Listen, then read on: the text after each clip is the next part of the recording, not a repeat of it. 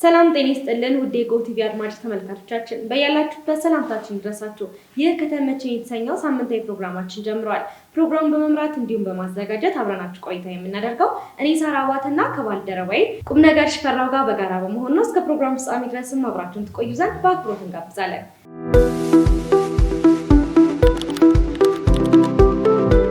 እንደምን አለሽ ቁም ነገር?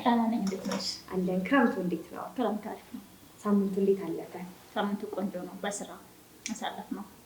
መልካም እንግዲህ ሳምንቱ ምን ይመስላል እንዴት ተሳለፍ ነው የሚለውን ለተመልካቾች የምናደርስበት ሰዓት ላይ ደርሰናል እና አንቺ ጋር ምን አይነት ነገሮች አሉ? ያው እንግዲህ ሳምንቱ ሁሉም መላ ኢትዮጵያ እያተነጋገረችበት እየተወያየችበት ያለው ዋነኛውና ምንድነው ጠንካራ ጉዳዩ የሀገራዊ ምክክር ጉባኤው ነው። ሐምሌ 8 ሮብለት ነው የጀመረው እና ስለሱ አንዳንድ ጉዳዮችን እናነሳለን። እንደገና ደግሞ በቅርቡ አርቲስት መኮንን ለአከ በሰይፉ በኢቢኤስ ፕሮግራም ላይ ቀርቦ ያነሳው አንድ አቤቱታ አለና እሱ ምንድነው የሚለውን በዝርዝር ለተመልካቾች እናደርሳለን። በእኔ በኩል ያለው ይሄ ነው። መልካም። በእኔ በኩል ደግሞ በሰሜን ኢትዮጵያ የዝናብ መጠን አነስተኛ ነው ሲባል ነበረ። እንዲሁም የአሜሪካ ግሪን ካርድ ለማግኘት $100,000 ቅድመ ክፍያ ሊጠየቅ እንደሆነም ተሰምቷል። በተጨማሪም የሰውን ስሜት ተረድቶ ምላሽ የሚሰጠው አዲሱ አስገራሚ ኤአይ ቴክኖሎጂ ለገበያ ይፋ ሆኗል የሚሉት ናቸው። እስቲ ካንቺን ጀምርና ወደ ቀጣዮቹ እንገባለን። በጣም ጥሩ። እንግዲህ ሐምሌ 8 የጀመረው ታላቁ ሀገራዊ ምክክር ጉባኤ ተካሂዷል፣ ተጀምሯል። ጠቅላይ ሚኒስትር ዶክተር አብይ አህመድ ተገኝተው ነበር የመክፈቻ ቀን እና ከሳቸው በተጨማሪ ትላልቅ የመንግስት አካላት ተገኝተው ነበር የመክፈቻን ፕሮግራሙን ያደረጉትና በጣም በጥሩ ሁኔታ እየሄደ ነው። እየተከታተለው ነበር። እኛም ከቅርብ ሆነን ባለፈው ሳምንት ደግሞ እንደሚጀምር ለተመልካቾች ፍንጭ ሰጥተን ነበርና የሀገራዊ ምክክር እንግዲህ በሰላም እየተካሄደ መሆኑን ለተመልካቾች በዜና መልክ እየሰራን ነው። አሁን ደግሞ በፕሮግራም ሰዓታችንም ደግሞ ስለሱ አንዳንድ ነገሮችን እናነሳለን። እኛ ግን ከዛ መካከል በጣም ተመችቶን ወደ ህዝብ ያመጣ ነው ዛሬ ምንድነው ለሀገራዊ ምክክር ጉባኤው ከጋምቤላ ክልል ድረስ መታ ወንድ ልጅን በሰላም የተገላገለች እናት አለችና እሷንም እንኳን ማርያም ማረችሽ በዚህ አጋጣሚ እንላለን። እንግዲህ ታላቁ ሀገራዊ ምክክር ጉባኤ ከ4,000 በላይ የሚሆኑ ዜጎች ተሰባስበው ለሰላም፣ ለአንድነት፣ ለመመካከር የሀገሬ ጉዳይ ይመለከተኛል በሚል ነው። እንግዲህ ከተለያዩ የሀገሪቷ ክፍሎች የተለያዩ ክልል መስተዳደሮች፣ የተለያዩ ባለስልጣናት ሊሆኑ ይችላሉ።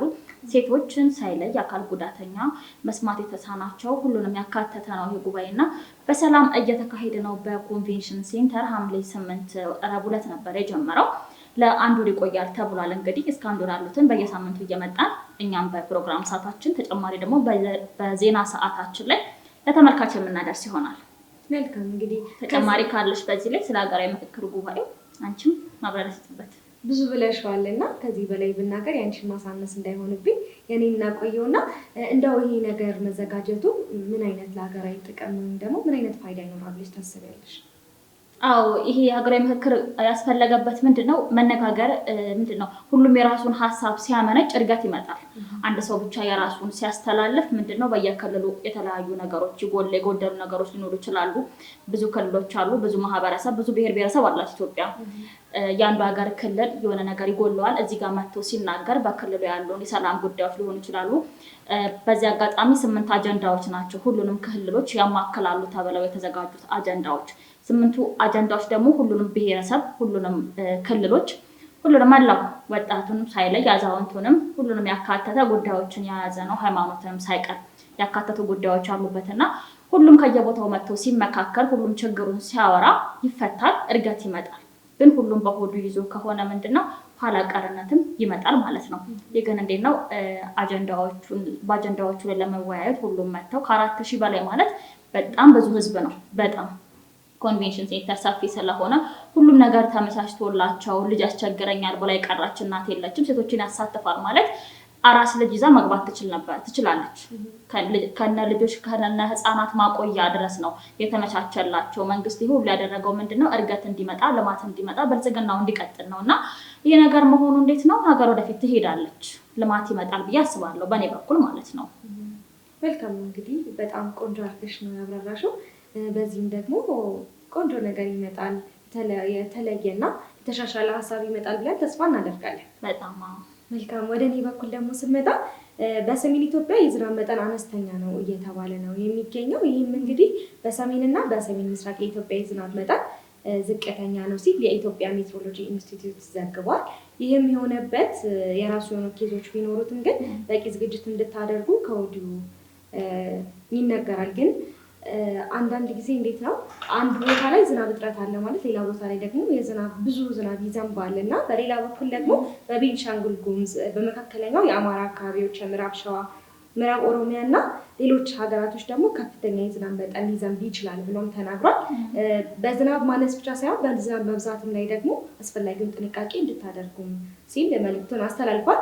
እንደው ወደኛ ወደ አዲስ አበባ ደግሞ ዞር ብለን ስንመለከት ለባለፈው ሳምንት ወይም ደግሞ ትንሽ ቀናቶች ቀደም ብለው በጀሞ አካባቢ ከፍተኛ ዝናብ ተፈጥሮ ጎርፍ ሁላ እንትን ብሎ ሰው መንቀሳቀስ አልቻለም ነበር። በጣም ሰፊ ብዙ ሆኖ ማለት ነው እና በዚህም ደግሞ ለ15 ቀናት የውሃ ማፋሰሻ እስከሚሰራ ድረስ ዝግ ሆኖ ነበረ አይደለ? እንግዲህ ብዙ ቦታ እንትን ብሏል። ወደ ዝናቡ መብዛቱ እንዳለ ሆኖ ወደ ዝናብ አነስተኛ የሚሆንበት ቦታዎች ላይ ደግሞ የተለያዩ እምነት ተቋማት ማለትም ኢትዮጵያ እንግዲህ ከ85 በላይ ብሔር ብሔረሰቦችን አቅፋ ነው የያዘችው። በዛ ላይ ደግሞ የተለያዩ እምነቶች አሏት አይደለም?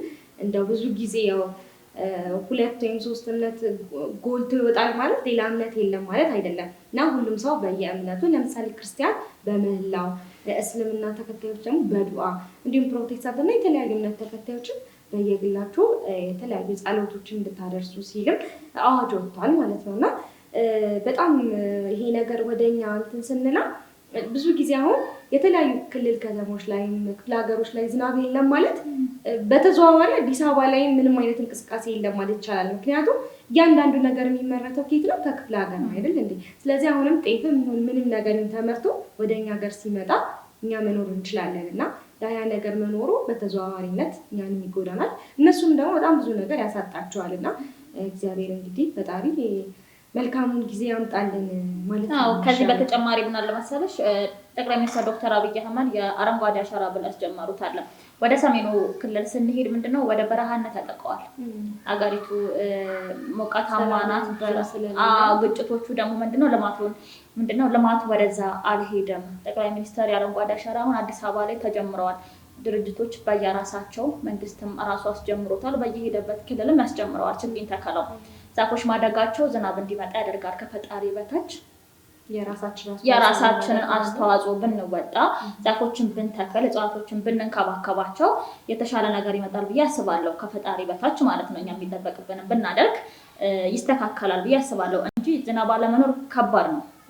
ብዙ ነገሮች የምናገኘው ከገጠራማው ከክፍለ ሀገሩ ነው እና የዝናብ አለመኖር በጣም ከባድ ነው እና አዲስ አበባ ላይ ደግሞ በጣም ዝናብ አለ። ባለፈው ታክሲ ውስጥ ሆኜ የምንሰማሁኝ ዝናብና አብድ ከተማን ይወዳል፣ እየዘነበ እኮ አይደለም ክፍለ ሀገር፣ በጣም እያማረሩት ማለት ነው። እና ከማማረሩ ይልቅ መፍትሄውን ብንፈልገው ከፈጣሪ በታች ባይነኝ በእኔ በኩል። ወደ ቀጣዩ መረጃ ወደንች ጋር ነው። በጣም ጥሩ። እንግዲህ ቀጣዩ መረጃ ምንድነው? በቅርቡ በሰይፉ ፋንታሁን ላይ አርቲስት መኮንን ለአከ ቀርቦ ያነሳው አንድ አነጋጋሪ ጉዳይ አለ። በኢትዮጵያ ቴክኖሎጂ የሚባል ድርጅት ነው መኪና ሰጥሃለሁ ብሎኝ ነበር፣ መኪናው ግን እስከዛሬ አልተሰጠኝም ሲል አርቲስቱ በኢቢኤስ ቲቪ ላይ ቀርቦ አቤቱታውን አቅርቦ ነበረ። ለዛም ደግሞ ድርጅቱ ኢትዮጵያ ቴክኖሎጂ ማብራሪያ ሰጥቶበታል በጉዳዩ ላይ። ይህ ነገር የተከሰተው አርቲስት መኮንን ለአከ 57ኛ ዓመት የልደት በዓሉን እያከበረበት በነበረበት ሰዓት ነበረ መኪና ሊሰጠው ድርጅቱ ቃል የገባለት።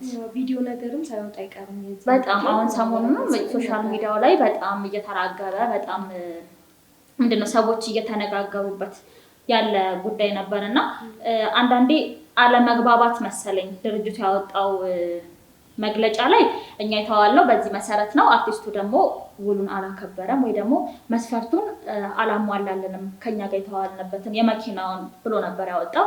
አርቲስቱ ደግሞ ይመስለኛል የመሰለው ስጦታ ስለተባለ ስጦታ ደግሞ መስፈርቶችን አይጠይቅም። ስጦታ የምናውቀው እኔ ሰጥሻለሁ ነው። ይሄን ታደርጊልኝና እኔ ሰጥሻለሁ ከሆነ ስጦታነቱን ይቀይራል ማለት ነው። እና ይሄ አለመግባባቶች ናቸው መሰለኝ ድርጅቱ ሲያወጣ አለመግባባት አለ። በዚህ መሰረት መስፈርት ነበር የሰጠነው። መስፈርቱን በተሰጠው ጊዜ ስላልጨረሰ መኪናውን ላንሰጠው ችለናል። ከዚህ በኋላ ግን አርቲስቶችን የሚታገዙ አርቲስቶችን የመደገፉን ስራ እንቀጥልበታለን ሲል ድርጅቱ መልስ ሰጥቶበታል። በዚህ ጉዳይ ላይ አንቺ ምን ትያለሽ? ማለት እኔም ቪዲዮ ላይ ሳይሆን እንግዲህ ወደ ሰለብሬት ያደረጉ ነበር እና እዛ ላይ እንሰጣለን ብሎ በጣም ሀፒ ሆኖ ነገር ነበር ያየሁት። እንደውም ኢቢኤስ ላይ ሰይፉ ሾው ላይ መጥቶ ምንድነው ሲያወራ የሰማሁት በቃ በሄድኩበት ሁሉ ሰው አላስቀምጣልኝ አይነት ነገር ነው ማለት መኪና እንትን አለች የሆነ እንትን ሲል ስለ መኪናው ነው ሰው ሁላ እንትን የሚያወራው እና ይሄ ነገርም ሰውየው ላይ ትንሽ አሉታዊ ተጽዕኖ ሳያሳድርበት አይቀርም። አሁን ላይ ሶሻል ሚዲያው ቲክቶክ በተለይ ቲክቶክ ላይ ምን ተለመደ ለአርቲስቶች መኪና እየተሰጠ ነው። አርቲስቶች ታክሲ ቆመው ማስቆሙሉ በቃ እየቻሉ አይደለም። ታክሲ አስፋልት ላይ ሳያዋቸው ቪዲዮ እየለቀቁ ሶሻል ሚዲያው ላይ ያመጧቸዋል። የተወሰኑ አርቲስቶች 1-2 መሰለኝ አይደለ መኪና አግኝተዋልና ይሄም ደግሞ አርቲስት ቃል ሲገባለት ወጣቱ ምንድነው ልክ እንደዛኛው ያገኛል እና ቢጠብቁ አላገኙም ሲሉ የወጣቱ ቅስቀሳም አለበት መሰለኝ። አርቲስቱ ወጥቶ መድረክ ላይ እስከሚናገር ያደረሰው ያም ነገር ይመስለኛል። የሶሻል ሚዲያው ተጽዕኖ ሳይኖርበት አይቀርም።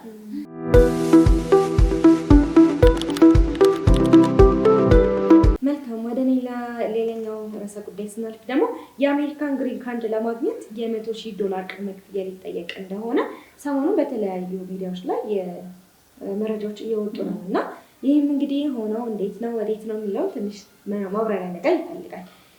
የዶናልድ ትራምፕ አስተዳደር ዝቅተኛ ገቢ ያላቸውን ስደተኞች ወደ ሀገሪቱ እንዳይገቡ ለመግታትና አዲስ ደግሞ ጥብቅ መመሪያ እያዘጋጀ እንደሆነ ተገልጿል። ይህም መመሪያ ምንድነው? $100,000 ማለት ትንሽ ብር አይደለም አይደል? እንጂ በእንትንም ስታየው በጣም ብዙ ብር ነው እና ይህ እንግዲህ ከሌላቸው ግሪን ካርድ አንሰጥም ነው እየተባለ ያለው። ያው አሁን ላይ ይሄ ነገር ምንድነው ይሄ አገልግሎት ላይ ውሏል ነው የሚባለው። እንደዛ ሆኗል አልሆነም የሚለውን ባናውቀውም ግን እየተዘጋጀ መሆኑን መረጃዎች ጠቁመዋል። በዚህም ደግሞ ከዩናይትድ ስቴትስ ውጪ ሆነው የቋሚ ነዋሪነት ፈቃድ ያላገኙ ማለትም ግሪን ካርድ የሌላቸው ግለሰቦች ቅድሚያ $100,000 ይከፍላሉ ማለት ነው ዜግነት ለማግኘት። ከዛ በኋላ ግን ልክ ዜግነት ካገኙ በኋላ ግን $100,000 ተመላሽ ይደረጋል። እንግዲህ ፕሬዚዳንት ትራምፕ የሚታወቁት አነጋጋሪ የሆኑ ጉዳዮችን በማንሳት ነው የሚያነሱት ሀሳብ ለሌሎች ሀገሮች በጣም ግር ይላቸዋልና ያለ ምክንያት አይሆንም ይሆናል ብዬ አላስብም። እኔ በግሌ ለእኛም ምክንያት ይኖረዋል ስንናገር ያለ ምክንያት አይደለም እኛ የምንናገረው። እሳቸውም ደግሞ ወይም ደግሞ አሜሪካ ይህን ሕግ ስታወጣው ደግሞ የመኖሪያ ፈቃድን ለመጨረስ ቅድሚያ $100 ጠይቅ $100,000 እንቀበላለሁ ስትል ደግሞ ከበስተኋላው የሆነ ምክንያት አለ ማለት ነው። እና እስቲ ሲጸድቅ ውጤቱን ይዘን ለተመልካችን እንመጣለን። እስካሁን ግን ባለን መረጃ ከተመቸን ላይ ያመጣ ነው ምንድነው እቺ $100,000 ስላነጋገረችን ግር ስላለችን ከተመልካች ጋር እናወራበት ብለን ያመጣ ነው።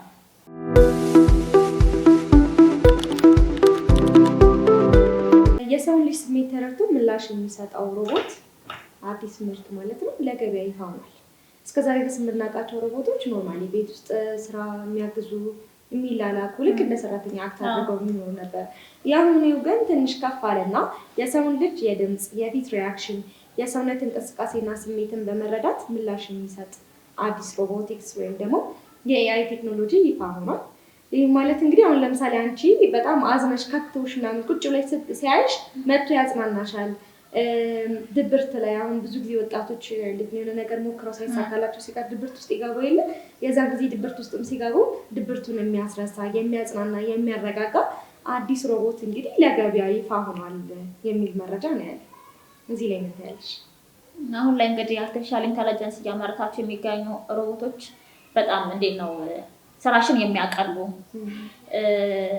በቃ ብዙ ነገሮችን ፈልገሽ እንዳትቸገሪ በአፋጣኝ ምላሽ የሚሰጡ ሮቦቶችን እየተመረቱ ነው የሚገኙት። አሁን ላይ ደግሞ ይሄኛው ወደ ስንመጣ ለየት የሚያደርገው ምንድነው ትሪት የሚያደርግሽ ነው። ያኛው ምንድነው በጉልበት የምትሰሪውን ስራ የሚያቀልልሽ ነው እስከዛሬ የምናውቃቸው።